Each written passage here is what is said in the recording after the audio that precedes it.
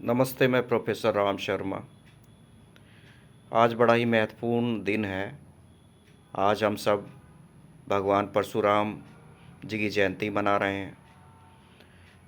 भगवान परशुराम जी की जयंती मनाने के साथ हम उनके व्यक्तित्व, उनके द्वारा किए गए कार्य, उनके विचारों से भी हम अवगत हों।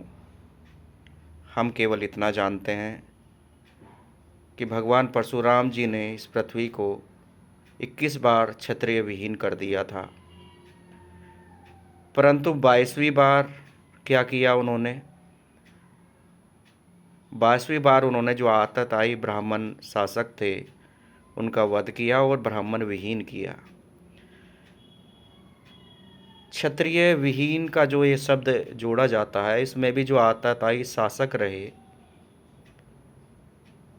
उनका वध किया उन्होंने। एक राक्षस था जिसके 1000 भुजाएं थी, सहस्त्र बाहु करके उसका वध किया। और अगर देखा जाए तो भारतवर्ष के पहले इंजीनियर हमारे भगवान परशुराम जी ही थे। ब्रह्मपुत्र नदी जो सीधे बहते हुए समुद्र में मिलने जा रही थी, पर्वतों को काटकर भगवान परशुराम जी उसे आसाम की तरफ उन्होंने मोड़ा। आसाम और मणिपुर के बीच में कई पर्वतीय कंदराओं को उन्होंने अपनी इंजीनियरिंग शैली में जन उपयोगी बनाया। भगवान परशुराम जी जब ब्रह्मा जी के पास गए तो उन्होंने उन्हें ब्रह्म हत्या दोषी बताया, ब्रह्म हत्या का उन्हें दोष लगा।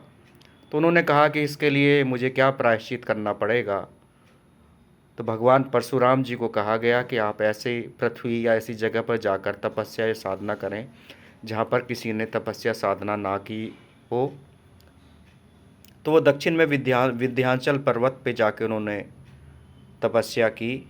उससे आगे सारा समुद्र ही था। उन्होंने अपना फरसा फेंका और ज़मीन से वो जो ज़मीन उगाई समुद्र से, उसी का नाम आज दक्षिण भारत है। उनकी जो तपोभूमि थी वो केरल थी। केरल का पुराना नाम भगवान परशुराम भूमि कहा जा सकता है।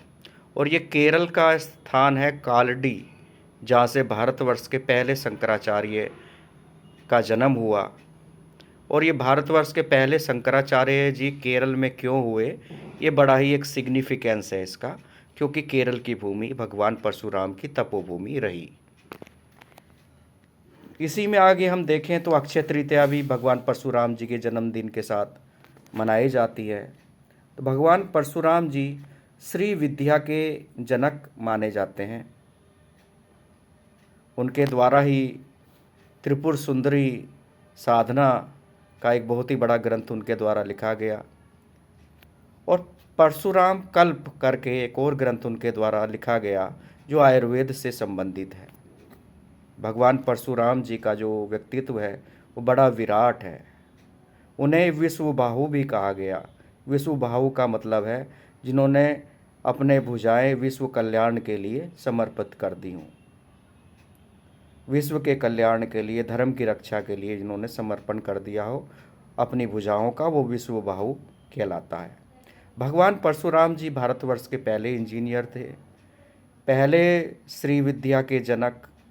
Shri Vidya means Lakshmi, G means business creator, job opportunity creator, Bharatvarsh के पहले इंजीनियर, महान योद्धा, पराक्रमी, आयुर्वेद के प्रणेता, जनक, आगे चलकर आयुर्वेद को बढ़ाने वाले और हमेशा गलत बात का विरोध करने वाले।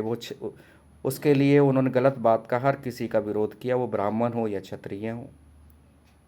हालांकि ब्राह्मण क्षत्रिय कोई विभेद उस समय नहीं था, वर्ण और कर्म के आधार पर जातियाँ थी। ब्राह्मण का एक बेटा ब्राह्मण बन गया, एक बेटा जो है राजपाट का काम करने लगा तो वो क्षत्रिय हो गया।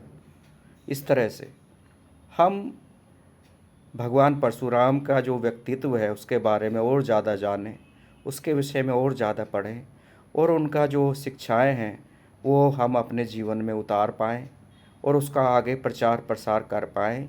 यही भगवान परशुराम जी की जयंती मनाने का सबसे बड़ा संदेश है। उनके द्वारा उनका जो व्यक्तित्व रहा, उनका जो कृतित्व रहा, उनकी जो रचनाएँ रहीं, उन्हें हम पढ़ें, उनके व्यक्तित्व के विषय में जानें और रिसर्च करें।